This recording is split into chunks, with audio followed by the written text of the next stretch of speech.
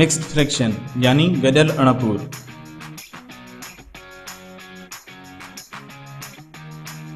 गडियल अणपूर यानी mixed fraction हमेशा ॿिनि हिस्सनि जो ठहियलु हूंदो आहे, हिकु सॼो अदद यानी होल नंबर ऐं ॿियो सुप्तो अणपूर यानी प्रॉपर फ्रैक्शन। यादि रहे मिक्स्ड फ्रैक्शन ॿिनि हिस्सनि जो ठहियलु हूंदो आहे, होल नंबर ऐं प्रॉपर फ्रैक्शन जो। अचो त हाणे मिसाल ॾिसूं। 3 सॼा 2 भाङे 5, 3 सॼा 2 भाङे 5।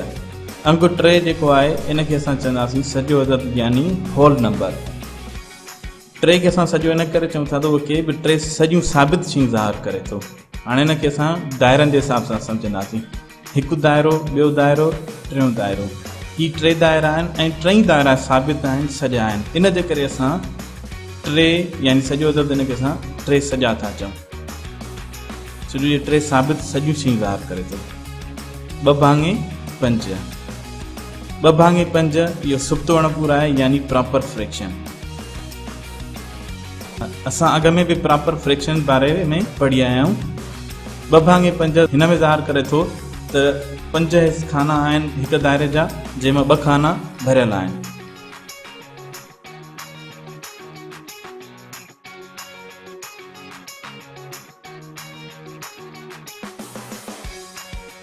हाणे अचो त वधीक सम्झूं। 3 सॼा 2 भाङे 5।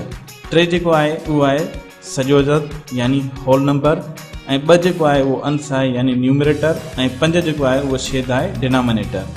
यादि रहे त मिक्स फ्रैक्शन में 3 अंग हूंदा आहिनि, हिकिड़ो सॼो अदद, ॿियो अंश, टियों छेद।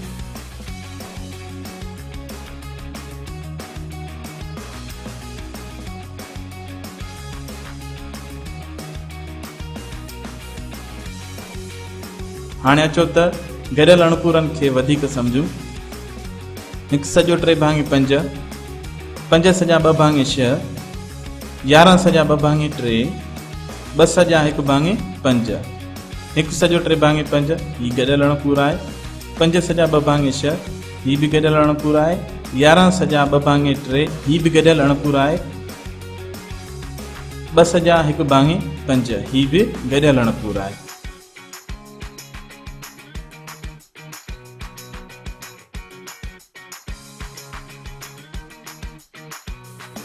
मिक्स्ड फ्रैक्शन्स खे मिक्स्ड नंबर्स पिणु सॾियो वेंदो आहे।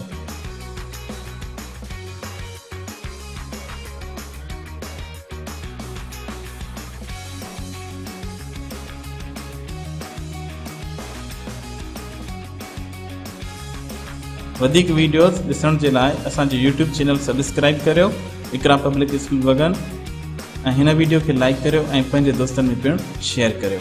Thanks for watching.